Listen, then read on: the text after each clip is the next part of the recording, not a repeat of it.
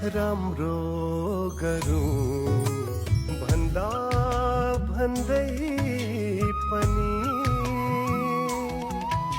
कहीं त झुकेको हुन सक्छु। मुस्कुराइरहूँ सधैँ भने पनि कतै त दुखेको हुन सक्छु, दुखेको हुन सक्छु। म त धरतीको मान्छे, धरतीमै बाँच्नु पर्छ।